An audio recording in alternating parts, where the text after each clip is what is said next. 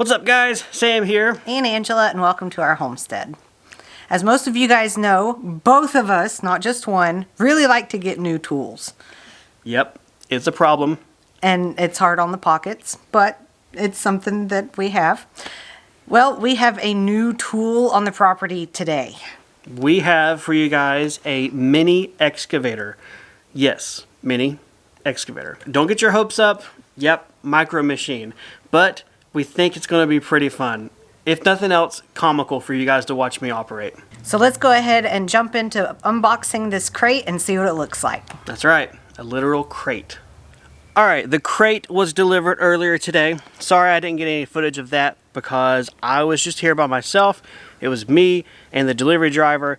The tractor was instrumental in unloading this. It was quite sketchy at times, but as you can see, the crate's on the ground. Now we get to break into this thing, take the sides off, and unpackage it.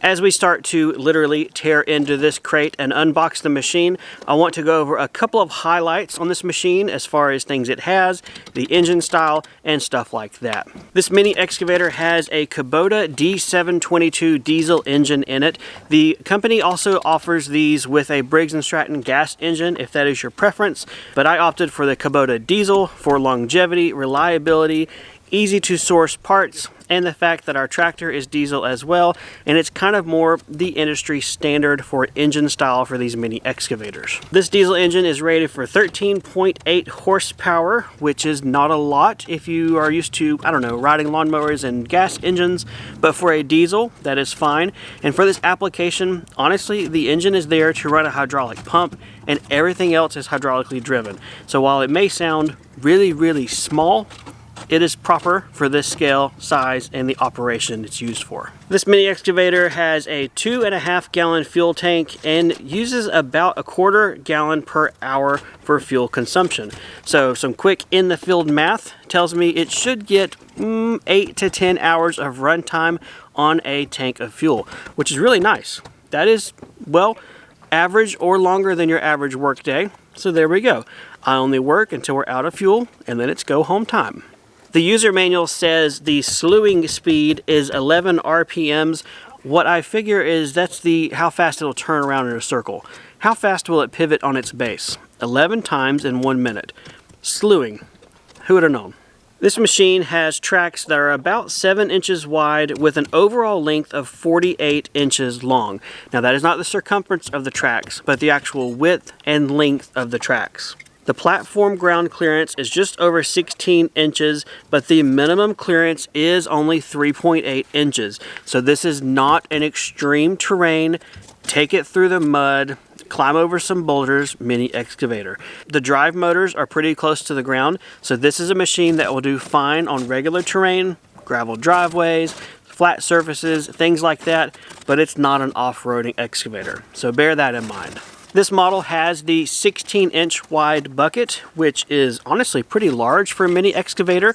Time will tell, and demonstrations will tell if that is big enough or adequately sized. However, it does have a more universal style mounting option, and there are plenty of other accessories and bucket sizes that you can get. Personally, I would love to find a 6-inch wide bucket for narrow trench digging.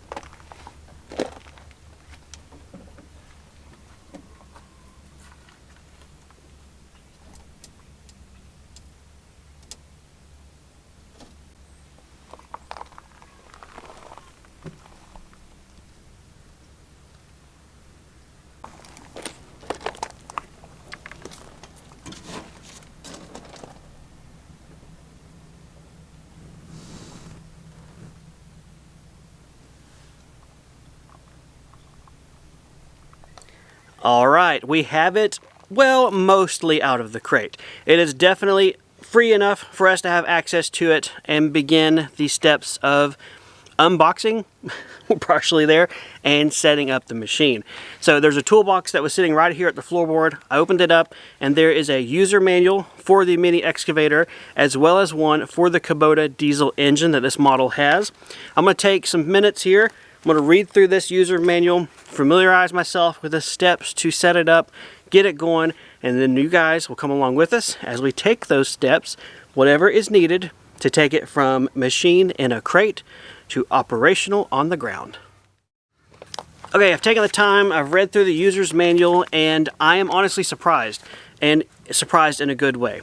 As far as assembly, you put the top cage roll bar, although it's not a true ROPS, rollover prevention system, it's more of a bar cage, bolt it to the top of this thing, check your fluids, fill it with fuel, start it and go.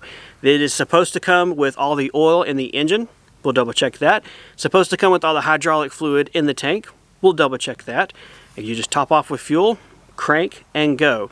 So as far as assembly, honestly, there's not much to talk about. So let's go ahead and put the bars on this thing, check the fluids. I'll show you guys how to do that. And then kick the tires, light the fires. There are 8 bolts on the back and 4 bolts on the front to attach the canopy, so we have to take those bolts out first. For the bolts, you need a 16mm socket. While we're using a socket set, the excavator comes with your own tools. So if you don't have tools, don't fret. There's a toolbox full of stuff for you. That's really cool. These are the bolts on the front. 2 on each side.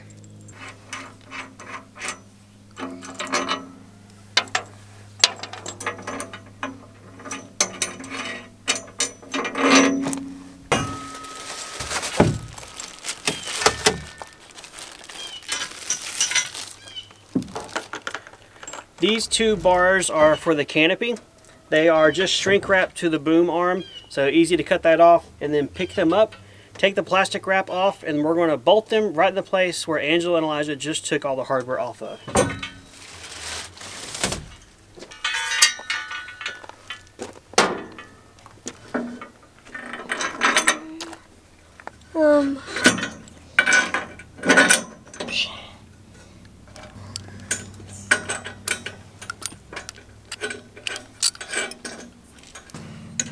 All right, go for it.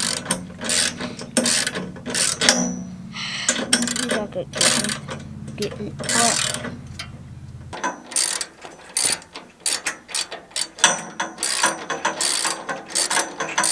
Underneath this plate is the radiator cap, so I'm going to take these 2 10mm bolts out so we can check the water fluid for the coolant system.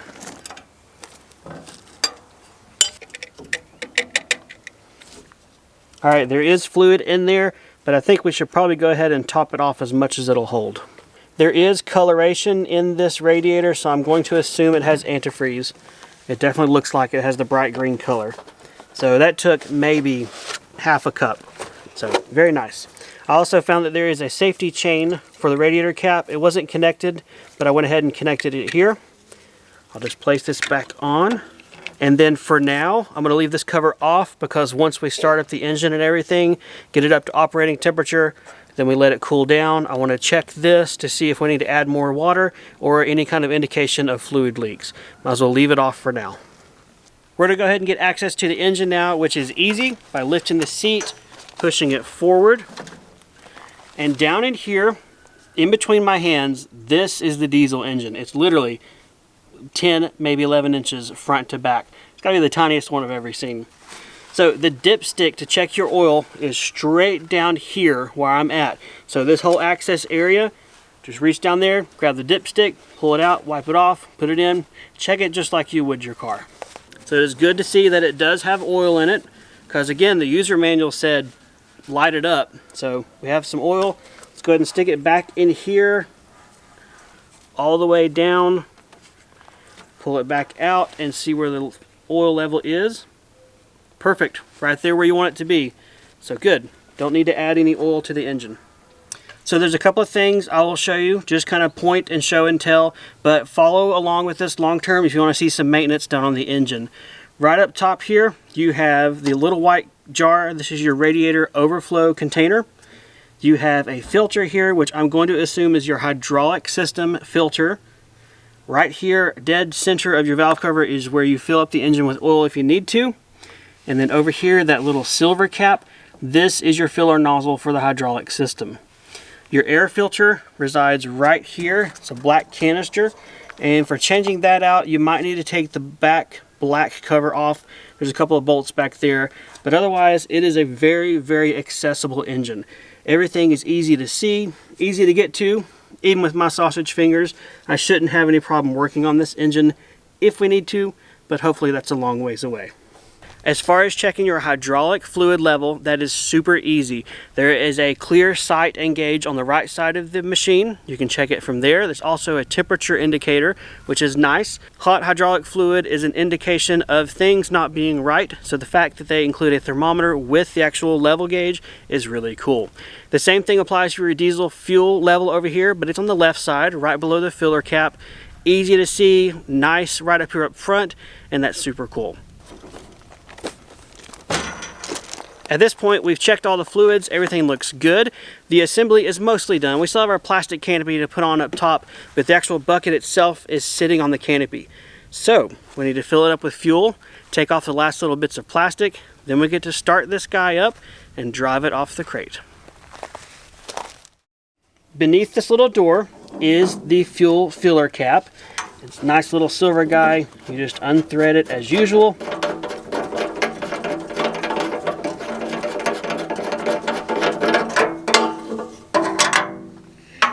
And then using a funnel, I want to sit that in place and then fill it up with regular highway diesel. I always like to use highway diesel and not off-road diesel because highway diesel is cleaner, and for a smaller engine like this, I prefer to put the best fuel in it that I can. The cost difference is very minimal. We're talking about small stuff, small equipment, so that's my preference.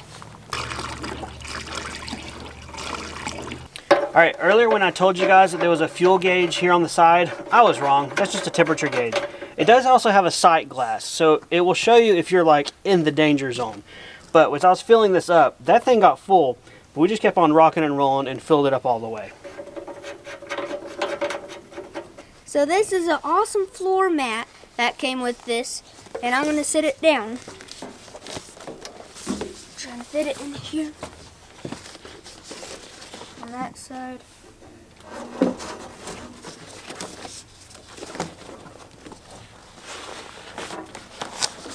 Fits in there pretty snug. Need to push that down. And there we go. We have checked off all of our boxes. I think we're ready to start this up and drive it off. This is the throttle. So I'm going to put it about halfway. Over on my left-hand side, I'm turning on the battery switch. Now we'll try and start it.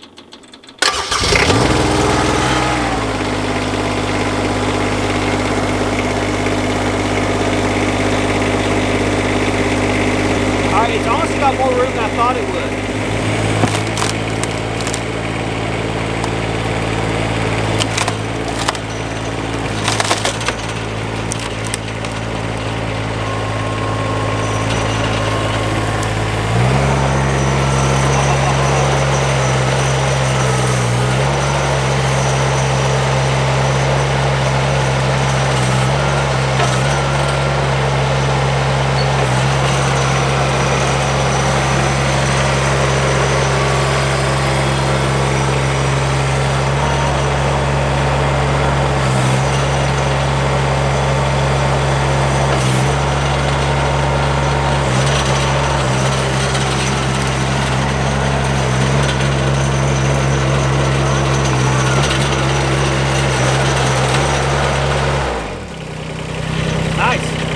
Put the canopy on, guys, while it stays idling, okay? Let's get it! Everybody get it!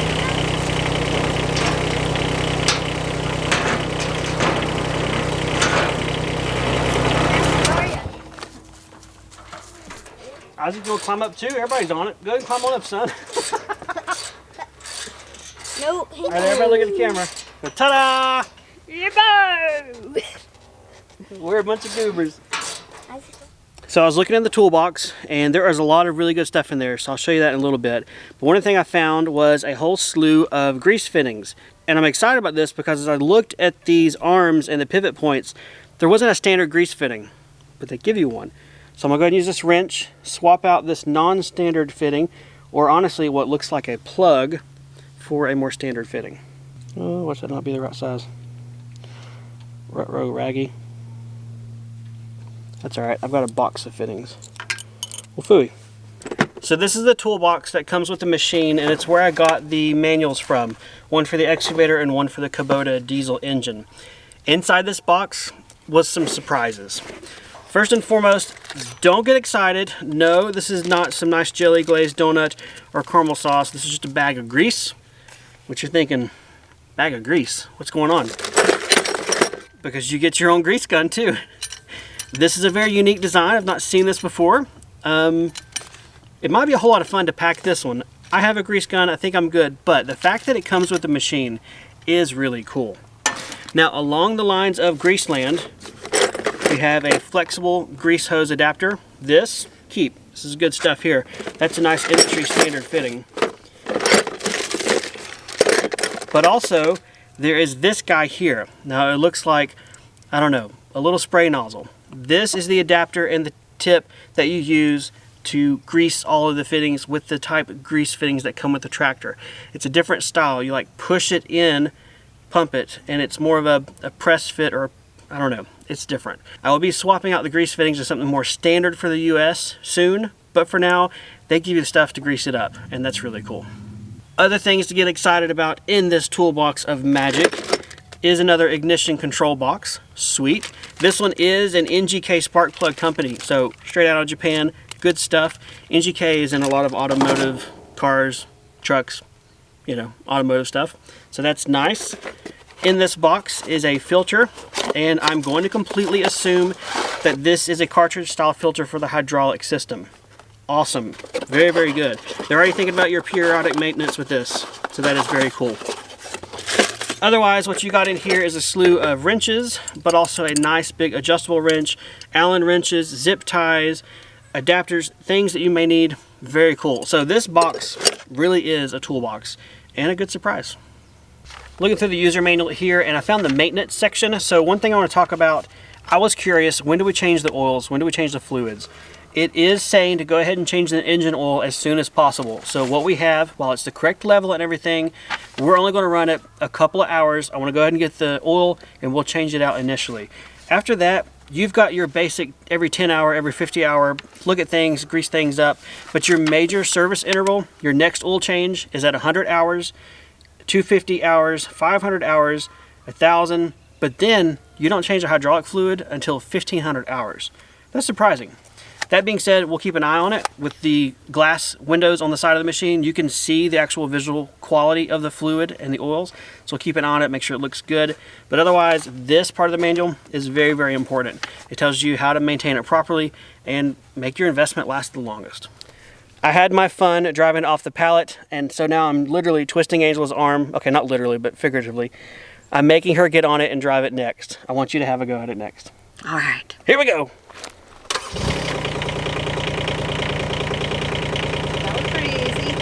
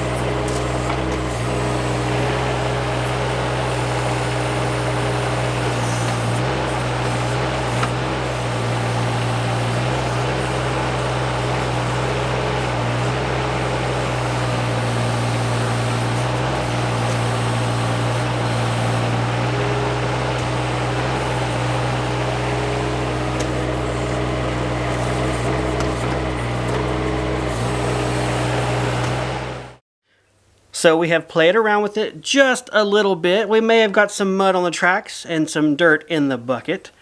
So what are your thoughts of it? I think it's pretty awesome, and it's a lot tougher than I figured it would be.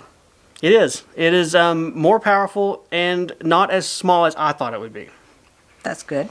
I was afraid it was going to be really, really small. It is difficult to tell sizes, even though I grilled the company. I said, I need more detailed photos of this. Send me measurements of that. I need information.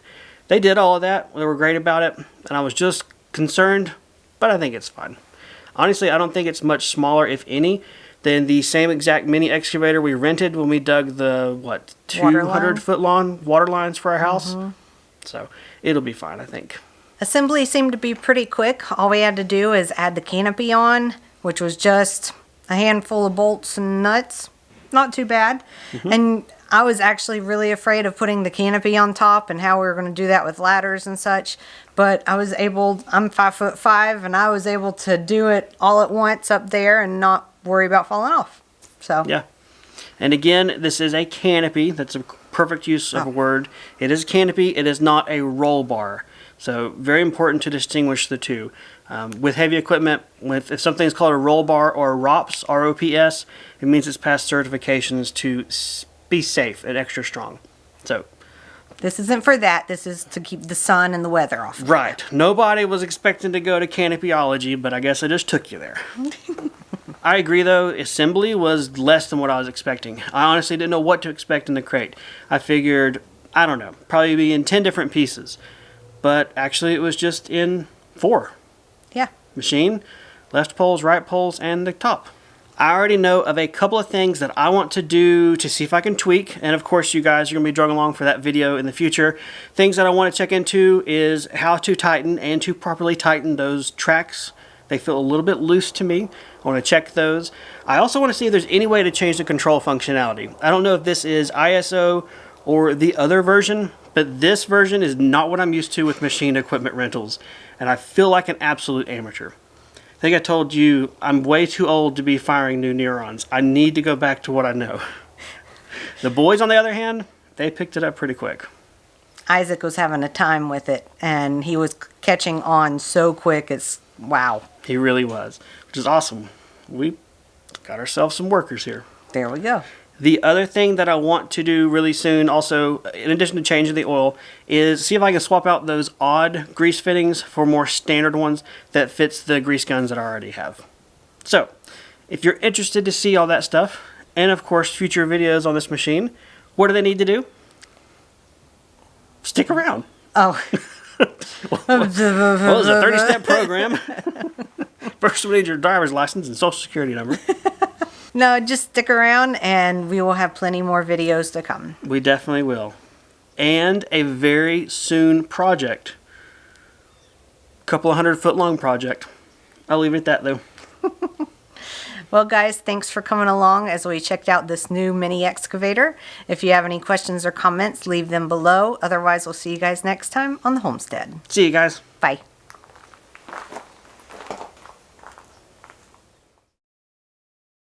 Little high, little low. I was expecting it to be a little bit bigger. They don't call it a mini excavator for nothing there, son. Where's my face? Hello, face. Or jump into. Let's go ahead and jump into it and see what we're something. The size socket. Sorry.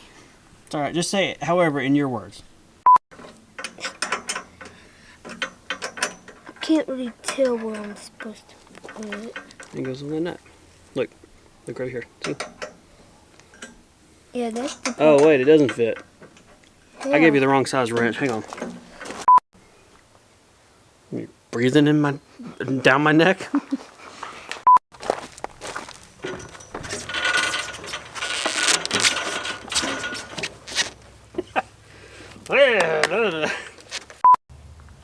That works. That works. Bye.